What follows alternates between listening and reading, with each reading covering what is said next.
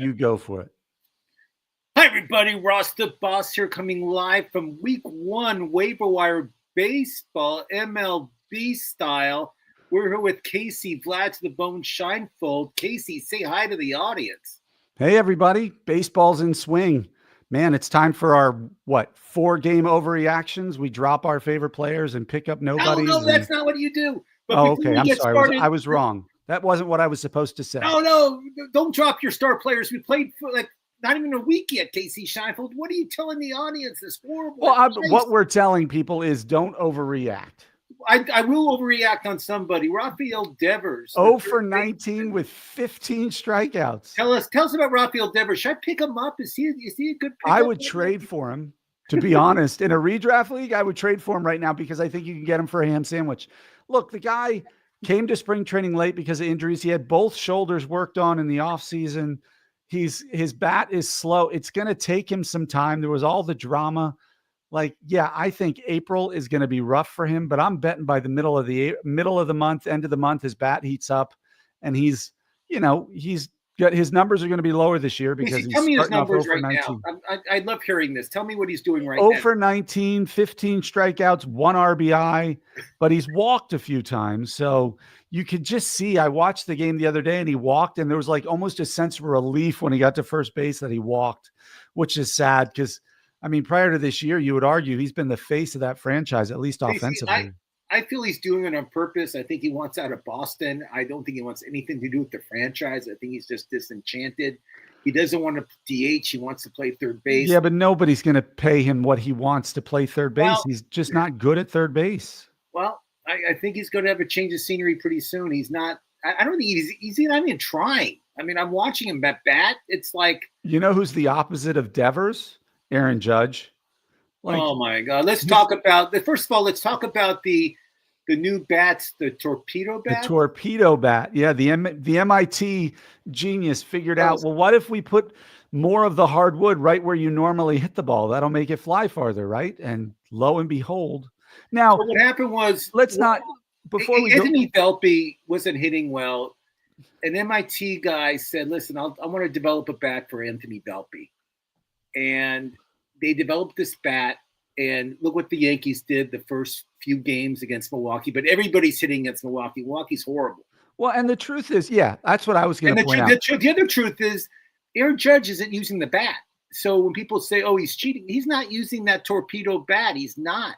And if you look, 6 of the best pitchers in Milwaukee didn't pitch this weekend because of injuries and other issues. The only really good pitcher that they had throw was fastball Freddie Peralta in that first game for 5 innings, and the Yankees didn't do much.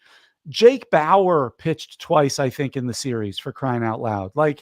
They're throwing position players out there because the numbers are so bad. So we'll see tonight. The Yankees are going against Corbin Burns and Arizona. If they hit 5 home runs off Corbin Burns, then we can start to talk about the bats being the issue. There's nothing illegal about the torpedo bat. There's nothing illegal. And the truth is, if this was any other team other than the Yankees, say this was the Tampa Bay Rays, and they did this and they talked about the bats, everybody would be saying how brilliant the Rays are that they figured out a way to increase offense by manipulating the bat. Because it's the Yankees, it's cheating.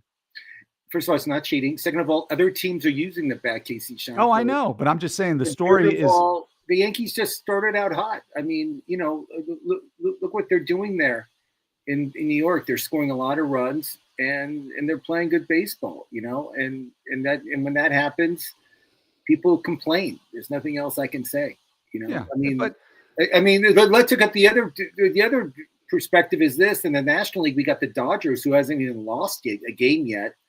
Yeah, the Dodgers, the Yankees. The Padres are on fire too. They're playing Padres. Good ball. And Miami had won I think. Miami played good ball too. But Miami now is playing the Mets. It's a little different than playing the Pirates. Casey Shinefold, come on, wake up. The Pirates have a AAA team playing. Not a horrible team. Horrible. I think Bubba Chandler's starting for him tonight or tomorrow. The hotshot prospect. I like that kid. So let's talk waiver wire. Anything else in Major League Baseball the first week that took your – it's not even the first week. It's like the first 4 days. Yeah, we're through the first series, I think. Yeah, thank you. So look, again, Casey started the show saying you should like drop all your good. No, only if you're in a league with me. Drop your best players who are struggling, so I can pick them up. Don't do anything drastic. No, I mean, obviously, it's hard to make any sort of hard judgment. And so, the first waiver wire, it's important to kind of try to identify players who you think are legit for a significant period of time, not just, wow, they're hitting 500 with 2 home runs and 7 RBIs, but they've never batted above 206 in their life. So you got to try to identify those targets who have been talked about in the preseason, have maybe some track record of talent, and are just under 60% owned right now because either they've lost the shine or they've had a bad year or an injury that's kept people from thinking about them. Yeah, there you go. So Casey, let's talk waiver wire. Let's talk who you like this week, who you're picking up, who you're targeting, who you're dropping, which is interesting because when you pick somebody up, you got to drop somebody. So it all works that way. So Casey, tell me your top 3 pickups for the week. On the bat side, we'll talk pitchers next, but let's talk hitters. I'm going with Lars Nootbaar. That's somebody we've talked about for a couple years now in the preseason as a sleeper. He dealt with some injuries last year, ton of talent, and he's tearing the cover off the ball. Remember he played in the World Baseball for Classic? Japan. For Japan, and all these Japanese people were like all buying his jersey and all like. Yeah. And he's from where, Denmark or? Well, at least one of his parents has Japanese history, but I know. But I don't know where he's exactly from. No, I think he grew up in Europe, another guy is Victor Scott. I know I'm naming Cardinals, but let's be honest, we all picked the Cardinals to struggle. But Victor Scott, the second, not to be confused with his father, the first, or apparently his son, the third. We all knew he was wicked fast. The question was, can he get on base enough to make a difference? He's got that Billy Hamilton type of speed and game to him. Well, last year he got off to a really rough start and ended up back in the minors. Well, he's off to a good start this year and already has 3 steals on the season. If he can stay in that lineup and keep getting on base, he doesn't need more than a 320 on base percentage or something like that to make a big difference. He can steal some bags for you.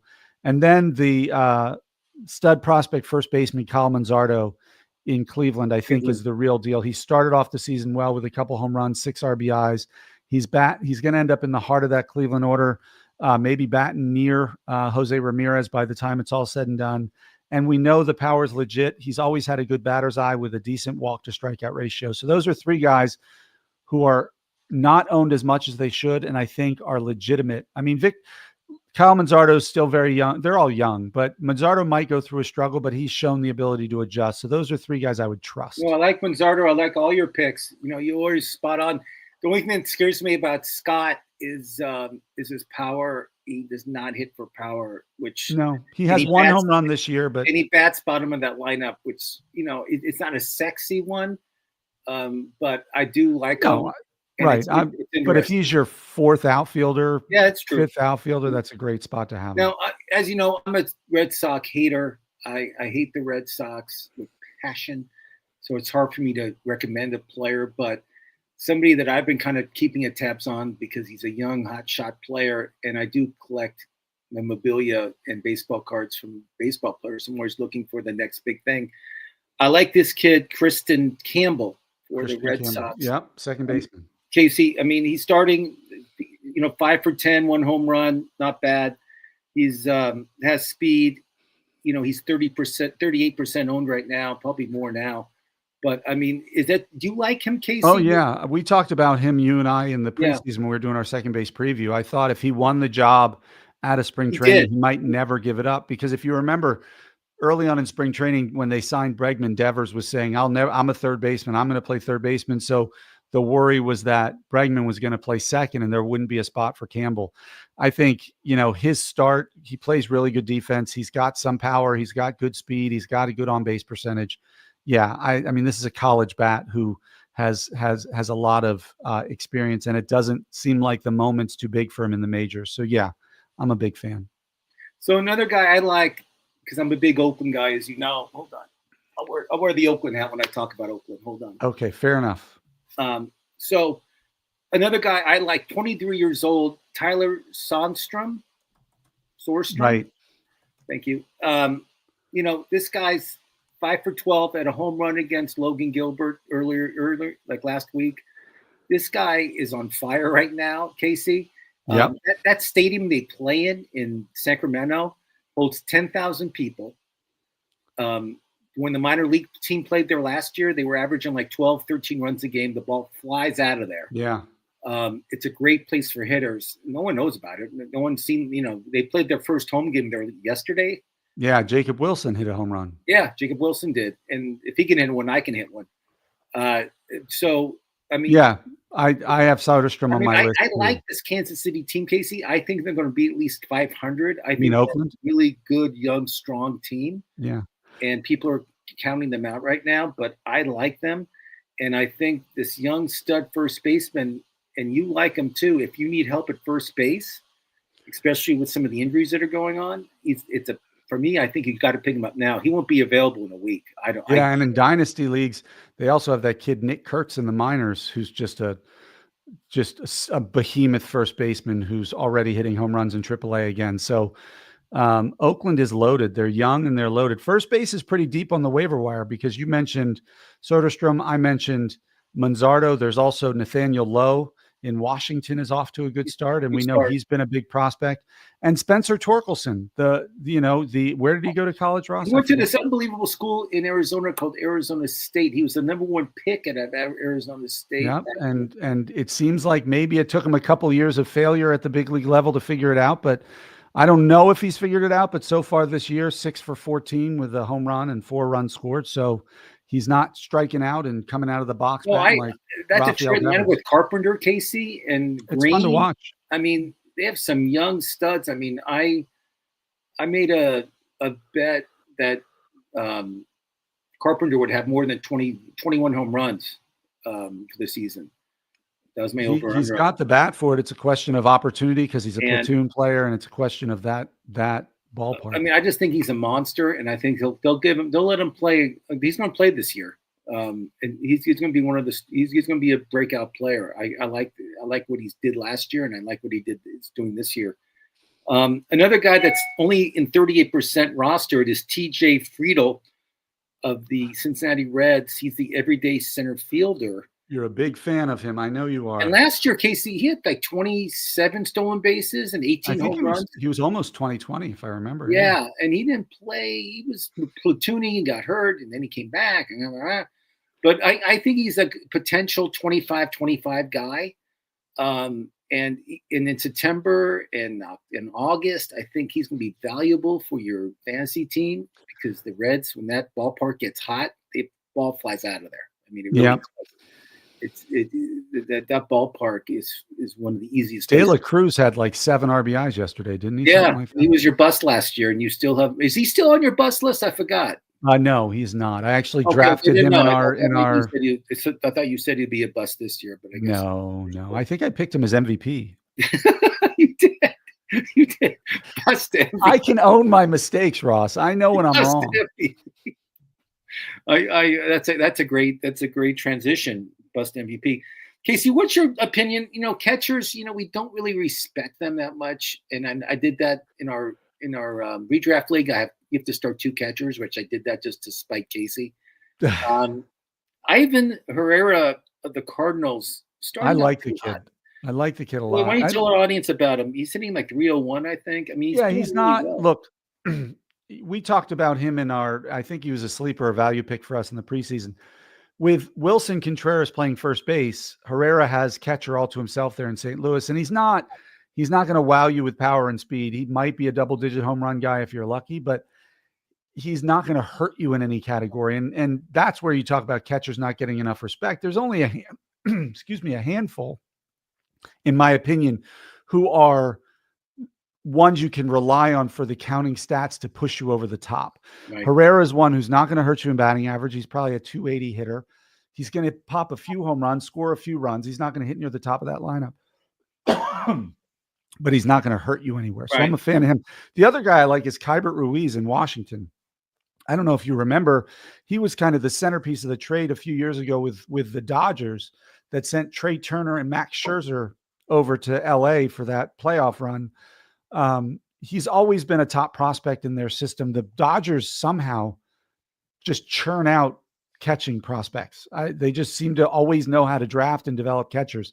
And he's going to get a lot of playing time there in Washington as long as he stays healthy. And it's another one who, given his pedigree, his performance feels a little more solid than somebody who is just doing it out of the blue. Casey, somebody that's close to your heart are the New York Yankees. And I want to ask you about Ben Rice. Last year, a very disappointing season. I don't think he had a great season. But yeah, this year, the Yankees are still playing him. They have to. I mean, look, Ben Rice is a monster. Like, he's this ginormous human who hits the ball very hard. And with Giancarlo Stanton dealing with tendonitis in both of his elbows and no sign of him coming back, it allowed Ben Rice the leash to be the DH for them and maybe play first base on occasion to give Paul Goldschmidt a breather when he needs to go for dialysis or whatever he needs to with his age.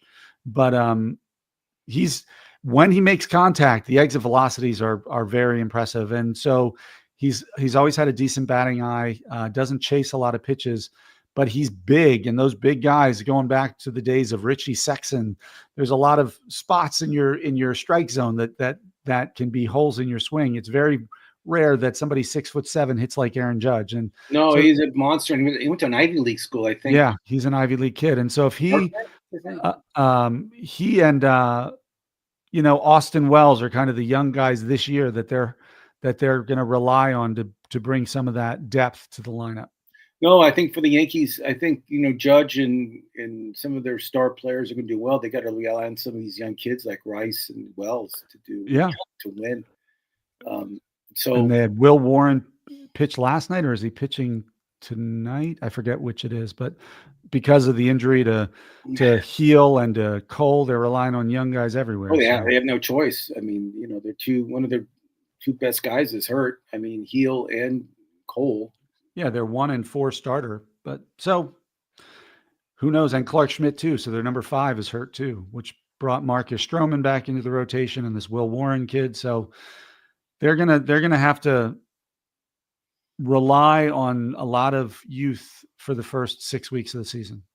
Is there anybody that you're focusing on to pick up, because like a Ronald Acuna who's hurt, whose values went down because he started the year still over 60% owned. A name like that. I'm saying like trade value, like you'll go out and try to trade for him because first of all he's not playing, so the owner's like, you know what, I got to trade this guy because he might not come back soon, or who knows, you know what I mean?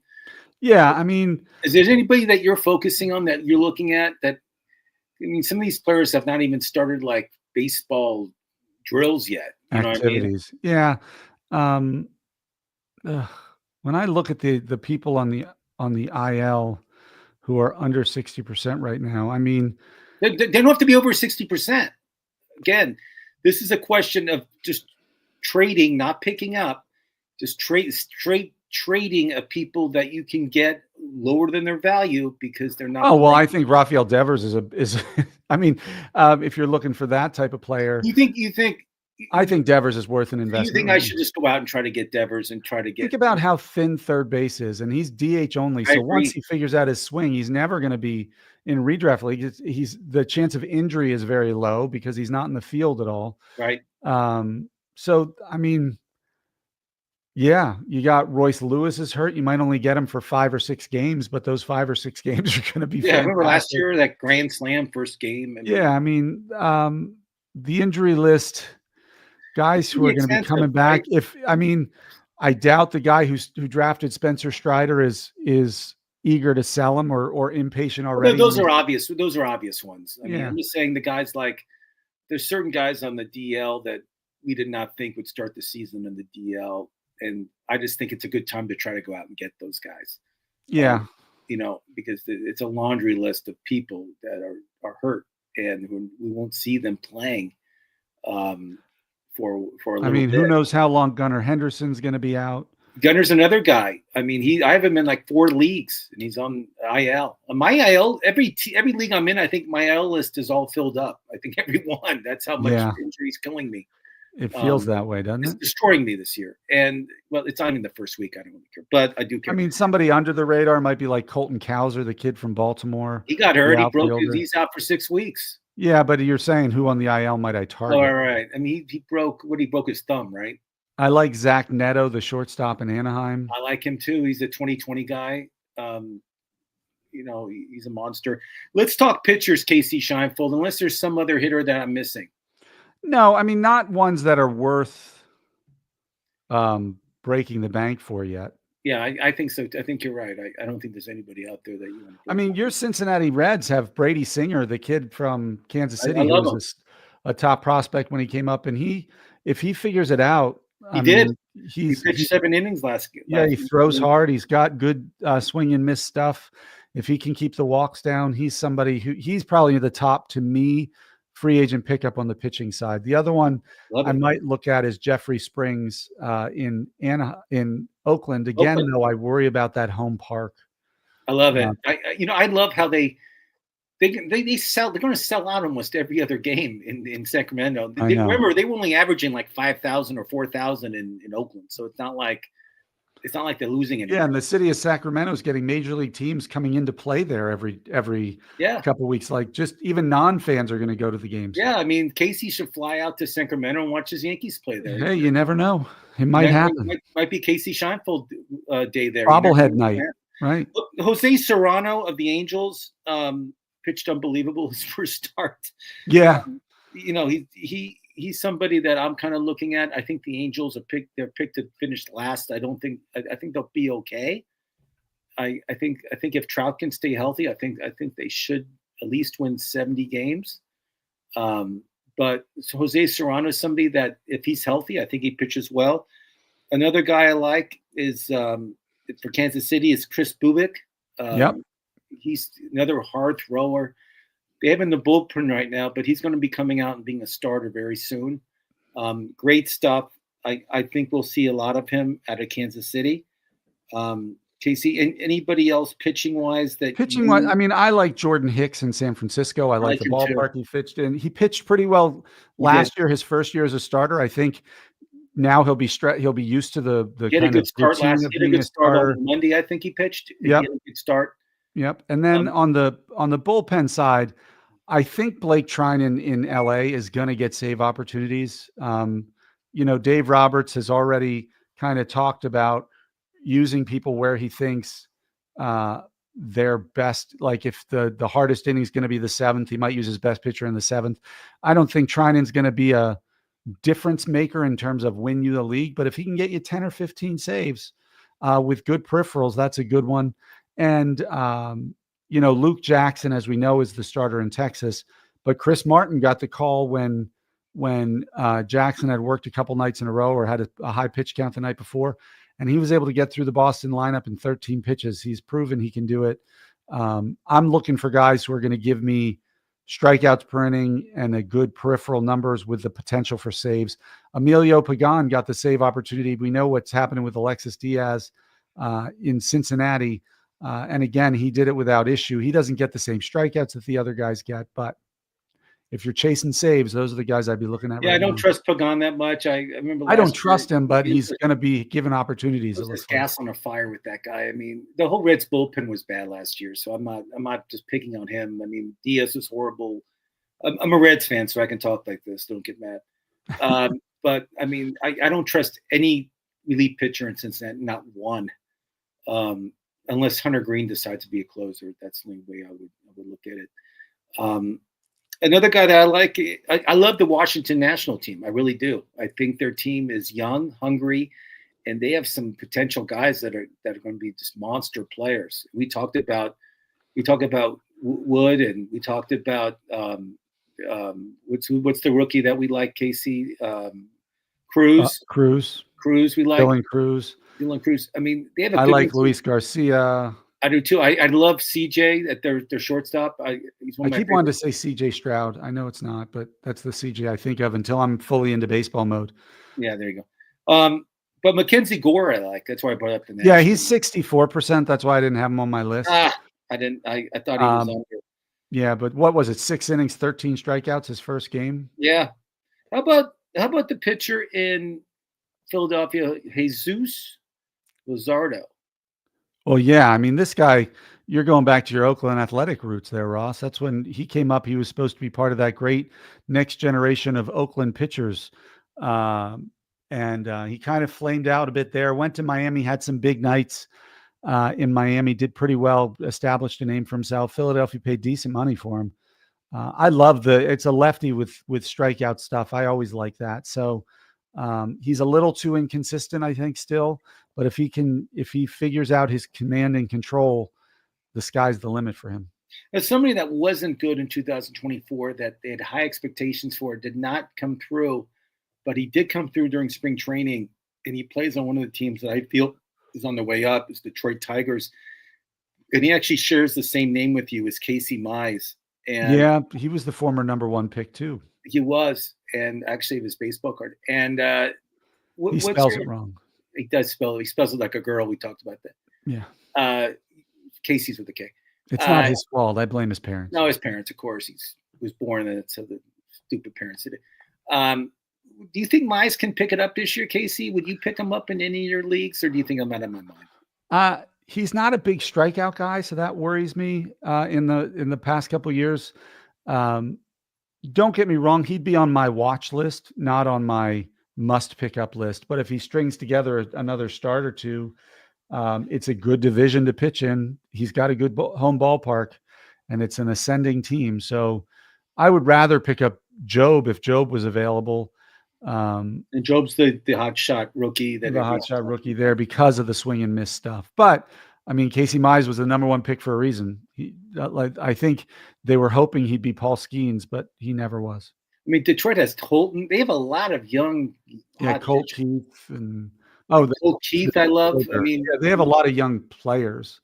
They're a fun team.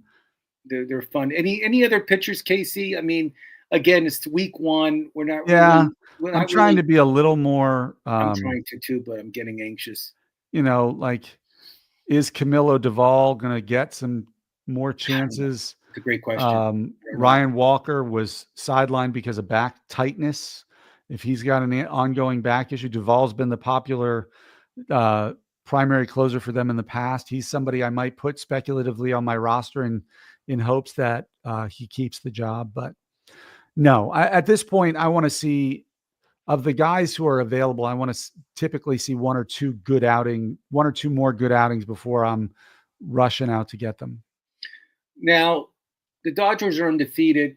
When do you think they'll get their first loss? Oh, let's see. They play Atlanta today. Then it'll be Atlanta tomorrow. Atlanta is not good. Atlanta's not playing like that great of a team. They were swept in San Diego. They're going to lose tonight. Okay, I'm writing that down. Casey Scheinfeld. Dodgers lose tonight. Dustin May's pitching tonight against Chris Sale, and I think Sale's just going to go out there and give you seven good innings. Yeah, it should be a good game. The Dodgers are just, I don't know. I'm not a Dodger lover, but I just, their team. I would be a hypocrite if I talked about their spending habits and how it's ruining baseball, having been a Yankees fan through the early 2000s and the Alex Rodriguez days. So I'm not going to say that, but I feel like they might as well just call the Japanese professional league their minor league system, and they can just handpick whoever they want to come over. I mean, when I go to Dodger games, Casey, it's half the media is from Japan. Yeah. And you'll see more cameras from like Japanese networks than from American networks. It's unbelievable. And they're going to get the best Japanese player year after year because eventually that team's going to be, I wouldn't say predominantly Japanese, but they're going to have. If you walk in Japan and Tokyo, I'm not making this up, every other billboard is Ohtani. He's peddling perfume, cologne. Oh, I bet. He's doing like you see on the billboards, you don't even know what he's doing, but you just see his picture and some Japanese words and you have no idea what it is. Yeah, he's just printing money at this point. I mean, it's like there's no reason. I mean, no wonder he's getting his money deferred. He doesn't need money. Well, come on. What did they say? His interpreter last year, how many millions of dollars did he steal from him in gambling debts? Yeah, and he didn't even notice it. And he didn't even notice it. That's how much money he has. Yeah, It's unbelievable. I mean, it really is how much money this guy's making, and he's the face of baseball. I mean, he's just going to get bigger, and he's he's the best player in the league, hands down. Okay, Casey. Well, that's our waiver wire number 1. I know it's exciting that we get to talk about it. Yeah, I mean, again, waiver. The first week we just kind of scramble around and do a little. If players hurt IL, we got to pick up somebody. We're not going to be major, but I would suggest you kind of make trade offers for some of those players who started off not that hot. Yeah, especially at the thinner positions like outfield, third base, second base. If there's a struggling star out there and the owner, and maybe you have somebody overperforming, I would try to build a package for one of the underperforming stars, because a lot of those guys, I mean, yeah, you might strike out. There's a risk that he never picks it up, but I'm going to look at the back of Rafael Devers. We used to say, look at the back of the baseball card. They don't, do they still do baseball cards? I got a bunch of I'm going to look at the stats, at the fact that every year he's 270, 280 with 30 plus bombs and 100 RBIs, and assume he's going to be there again by the end of the season. Okay. See, I have a bunch of cards all over the place. This is a Yogi Berra card. Nice. This is you remember Hank Aaron card? I remember the name. Do you? Oh, okay. And then I have, this is a card. I think you were around when he pitched, Cy Young. Oh yeah, he's pretty famous. Yeah. So, so basically, Casey, as I'm trying to tell the audience, is it's a good time to poke around and make offers. Yeah. If there's somebody you missed out on in the draft that you really wanted, and maybe they're not off to the best start, now's the time. Try to poach them. Try to see. I'm going to do that. I'm going to do that today. I'll probably make stupid. It sounds like they're horrible offers, but when the person looks at the stats and compares them, I'm ripping this guy off because your guy's hitting 400, my guy's hitting 200. You know what I mean? And that way, Dan Ratner will press accept, and I win the trade. You know what I mean? The best. Okay, so Casey, we'll be back Thursday with Dr. Dan Ratner, who's unbelievable, who's writing books about fantasy baseball as we speak. He's writing these poetic books. I can't wait to read them all about just fantasy baseball. He's like a genius. It's unbelievable. So he'll be here Thursday, 4:00 Eastern, 1:00 Pacific, and then we'll be back next week at 1:00 on Tuesday, our regular spot. I will see you then, my friend. Okay, I will talk to you soon, and I'll text you all my funny baseball stuff. I like it. Bye, everybody.